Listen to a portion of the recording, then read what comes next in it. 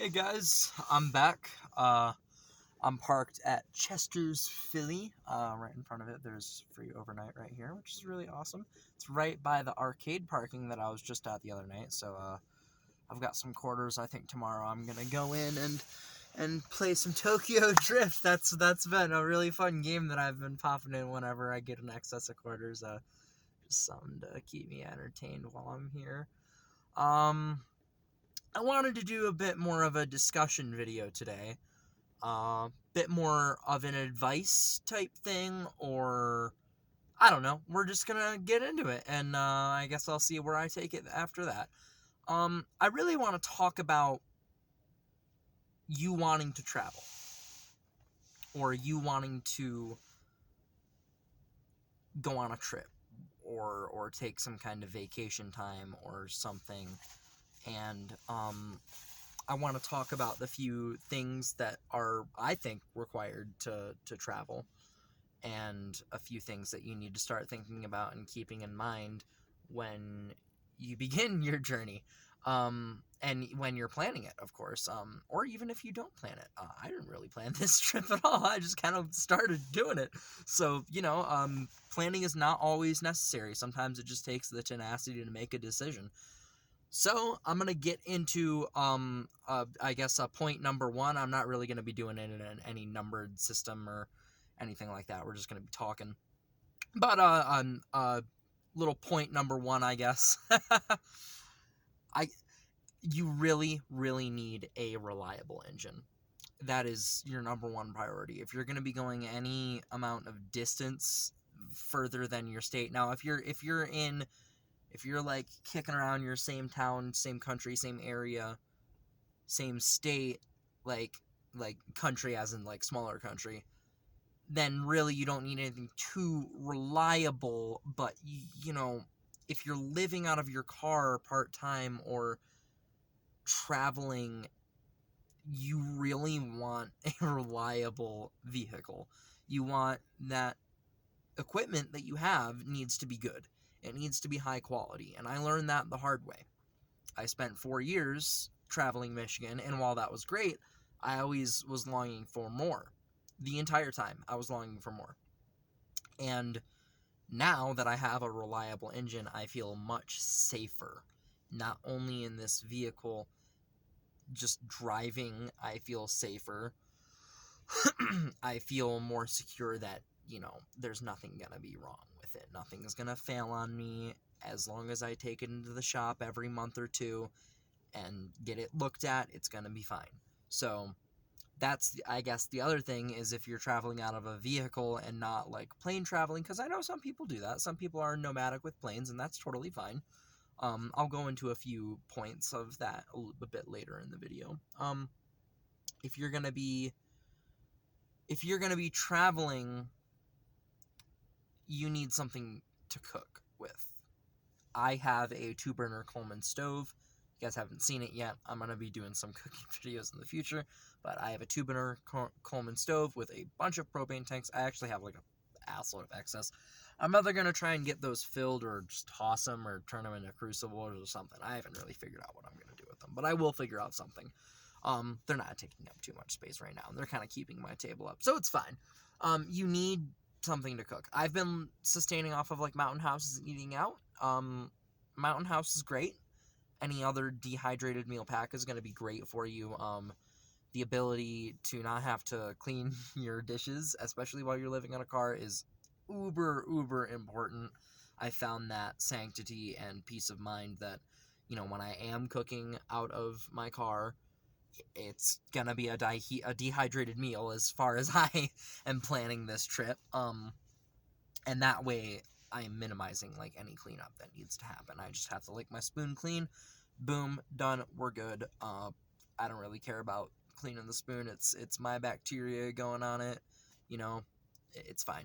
I can dip it in the boiling water if I'm really worried about any pathogens, but I'm really not right now. If I'm only using it, I'm not really worried about it.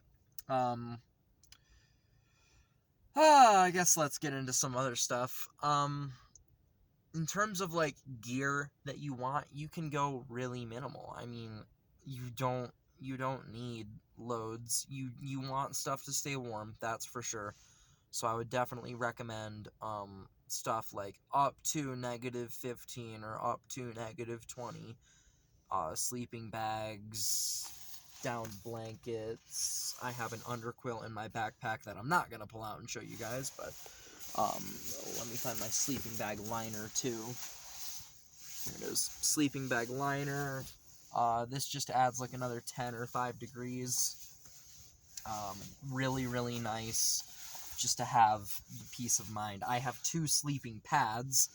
You see, I'm kind of sinking down in them because I'm having to sit up for this video, quite higher than usual for my sleeping setup. I am laying down in my bed right now, which is pretty comfortable. It's 2 sleeping pads. I don't know which ones. One of them's like an accordion style. I can literally feel my body heat radiating back up to me, and it's like 30 degrees out right now. So if that doesn't speak to how important it is to have a sleeping pad or some sort of insulating layer underneath you, you should have some sort of insulating layer underneath you. It's extremely important. Without that insulating layer underneath you, cold air is just gonna like absolutely ruin you. You're done with it. Like, it seeps down through under the gaps. You know, you got your blanket. In a sleeping bag, it's not as easy, but with a blanket, the cold air falls and it seeps down and goes to your back. So you do not want that. You don't want to freeze to death. I've had plenty of shivering nights, and finally, I think, to a design that gets me pretty comfortable consistently as well, and that's very important. There's things that you can do to keep warm. You can shake up a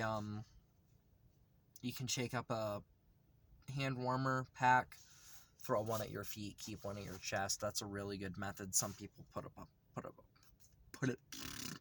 it up on their head. I'm not like that. I just put it on my chest. I find that's fine.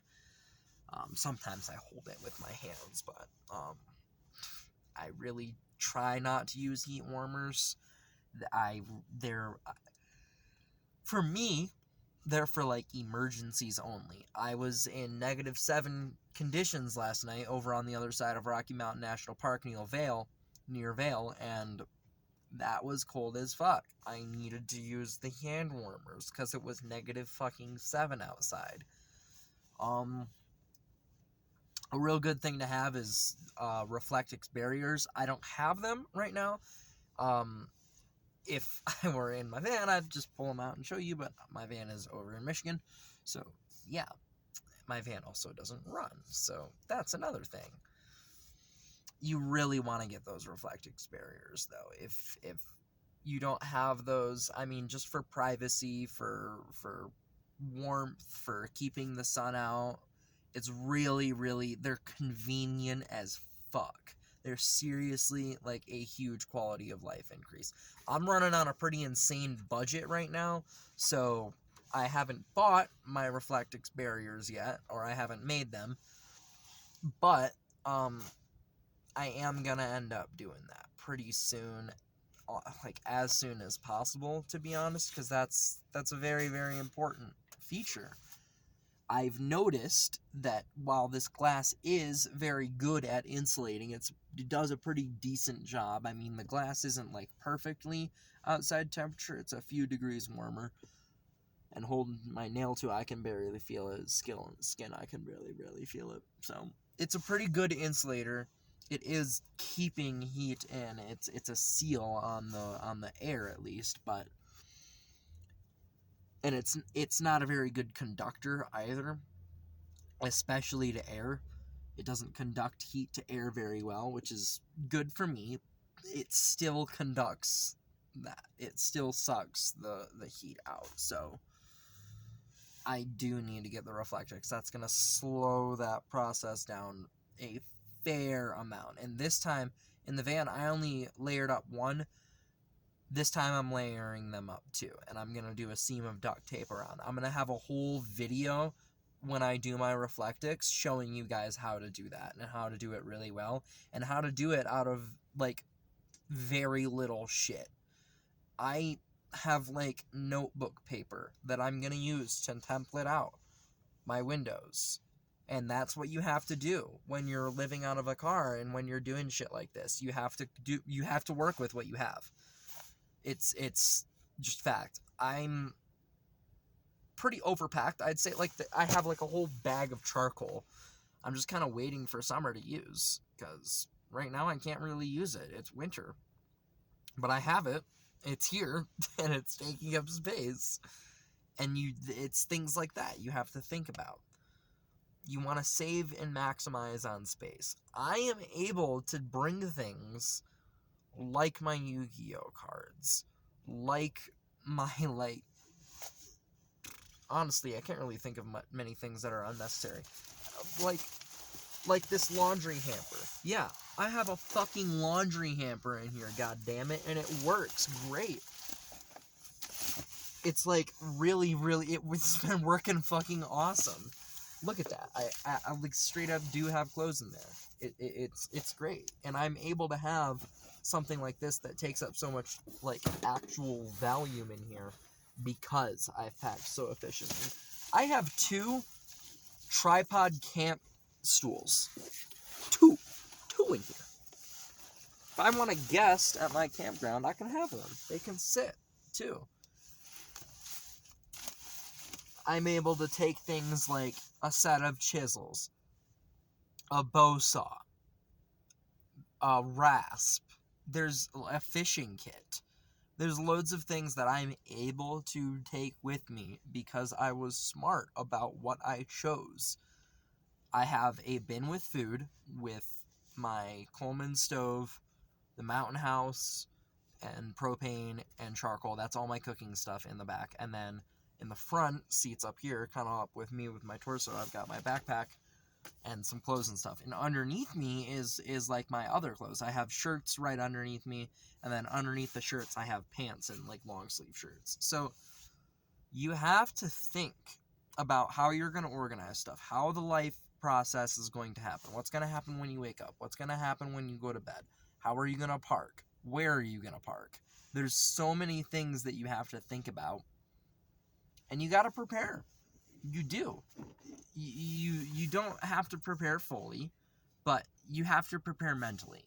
Like, you have to think, oh, I'm going to have to face some random bullshit, preconceived maybe, but, like, you reach a point where the stuff just stops getting to you, and you can start focusing on what's making it fun. You know, the dancing in the streets, and the going on hikes, and the rafting, and the paddle boarding, and all that fun shit that you're able to do because you live out of this vehicle. That's why you do it. My vehicle just turned off because I'm not out of gas, but I did start it just to get it a little topped off for the night.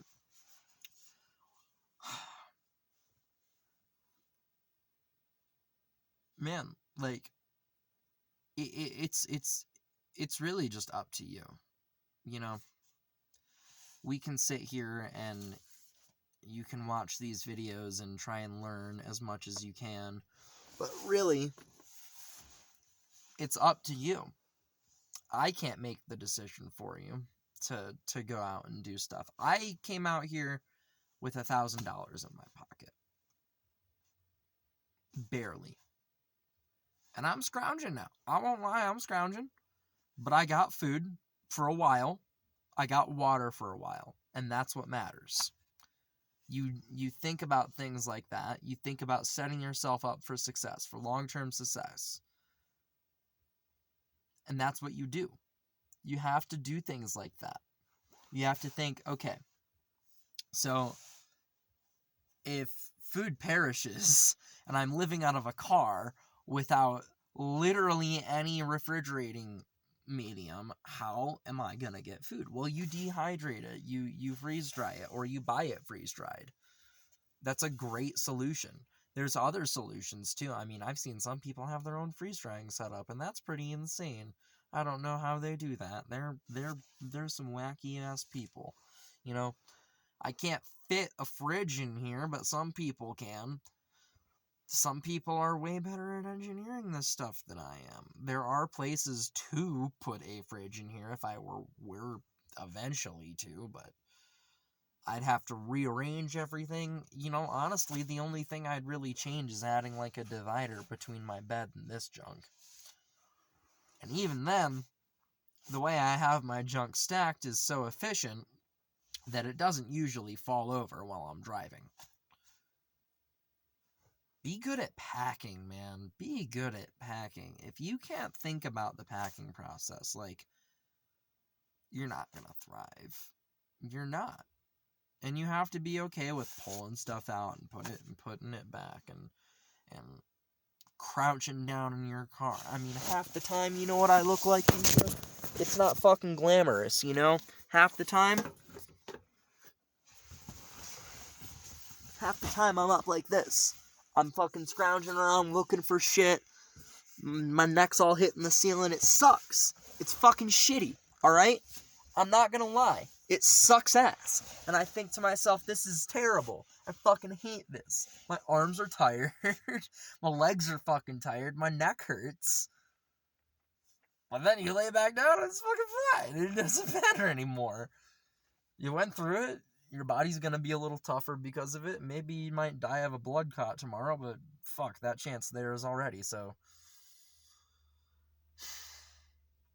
it's worth it. You just have to take the risk. Like, you can't sit there and tell yourself, I'll do it one day, I'll do it one day, I'll do it one day. Because you'll literally fucking never do it. You will fucking sit there and you'll hate yourself for years and years and years. So just fucking literally do it. Like, there's nothing holding you back but your fucking stupid fear and your stupid brain and whatever other body parts holding you back. Like, granted, there's some things people are impossibly capable of. They just cannot do. That is totally acceptable. I don't think that this is one of them. Like, I have a lot of room for sleeping, and in terms of finances, I'm only paying $800 a month mandatory. It's a pretty steep minimum there, but I'm definitely not meeting it this month. I'll be honest, I'm not. But, you know, when I'm really scrounging, I can hit that 800 margin. That's survival. You gotta have that budget. You gotta know exactly what you need per month. Speaking of, this is a great transition into the end of the video. I just want to take a second of your guys' time to tell you about a goal of mine. I would love to do this YouTube thing full time. Would love to make content for you guys and just travel and do this and be able to not be bound by a job or anything. That would be amazing. It would be my dream. And one way that you guys can make that a reality is, there's a few. One, share my content. Please share my content. If you can share my content, it helps me so much. You have no idea. One more view on any video makes me feel so special. Please share my content. It is the best way. Thing number two, if I could get just 800 $1 donations a month, just 800, I could do this full time. Full time. That's not a lot of you. That's not. And that is a pretty, I mean, some of you will probably donate more than that. So 800 is a pretty big number. I'm not begging here, but, you know, I would really, really appreciate it. I'm putting effort into these videos. I'm really thinking about how I can improve your guys' lives and my life, and how I can make better content, and how I can educate and train and service the needs of my audience as much as possible. I would really, really appreciate if you guys could drop a comment or leave a like. It would go a long, long way. I guess that is just gonna about do it for this one. Thank you so much for tuning in, and I will catch you in the next one. Bye-bye.